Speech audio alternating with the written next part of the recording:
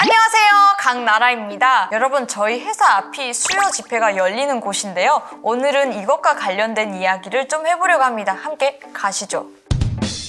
솔직히 제가 이제 북한에서 생활하고 교육받을 때는 일제놈들, 일본놈들 막 이러면서 정말 대놓고 싫어하거든요. 여러분들도 아시잖아요. 조선중앙TV의 리춘희 아나운서 같은 경우에도 막 관악한 쪽발이들 막 이렇게 막 뉴스를 할 정도로 포스터나 이런 것들이 학교 역사물에도 정말 잘 되어 있어요. 역사교육 시간에도 엄청 선생님들이 다 잘 시켜주거든요. 그래서 영화로도 많이 나와서 저희는 영화로도 역사교육을 받고 자랐던 것 같아요. 북한 친일파 같은 경우에는 정말 없어요. 왜냐면 숙청을 옛날에 많이 했기 때문에 북한에서 또 친일파라기보다는 외놈의 앞잡이라고 많이 부르거든요. 만약에 뭐 우리 할아버지가 친일파였다 이러면 발전할 수가 없습니다. 심지어 군대도 갈 수가 없어요.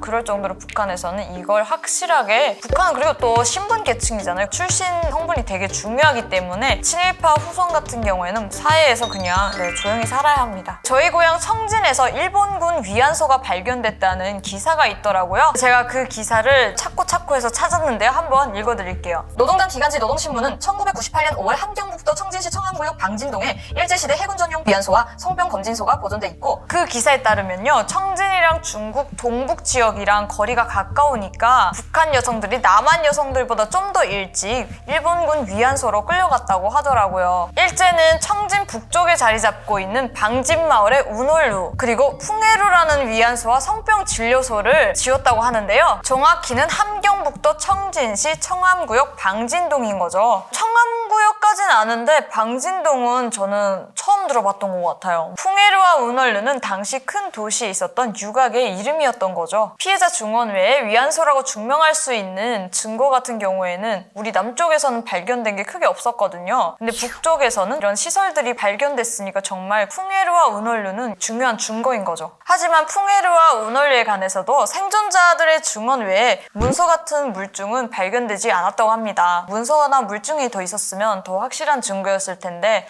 정말 아쉬운 것 같습니다. 네, 여러분, 근데 여기서 중요한 한 가지가 있습니다. 북한에서도 위안부였다는 사실을 증명한 할머니들이 계시다는 걸 알고 계셨나요? 1992년 5월 북한에서 최초로 증명한 할머니가 계십니다. 조선중앙 텔레비전에서 공개 증언한 리경생 할머니, 그리고 일본이 패망 후 미군이 촬영한 만삭의 소녀의 사진, 여러분도 한 번쯤 보신 적 계시죠? 박영심 할머니입니다. 하지만 안타깝게도 공개 증언을 했던 할머님들이 다 모두 세상을 떠났습니다. 남한에서 피해자 증언을 하셨던 위안부 할머님들은 22명 정도가 남아 계시더라고요. 건강하셨으면 좋겠네요. 일본군 위안부를 세상에 최초로 알렸던 김학순 할머니의 바람이 있었는데요. 바로 저놈들한테 잘못했다는 소리 듣는 거, 이렇게 말씀하셨는데요. 말 한마디가 뭐가 어려워서 지금까지 이렇게 오랜 역사를 넘어서 오늘날까지 이렇게 안타까운 이야기들이 따라오는지 모르겠는데요. 진실된 역사가 세상에 알려지고 또 우리 위안부 할머님들의 아픔도 조금이나마 씻어지는 그런 날이 하루빨리 오면 좋겠습니다. 네, 여러분, 오늘 영상도 잘 보셨다면 좋아요, 구독 꼭 부탁드릴게요. 안녕히 계세요.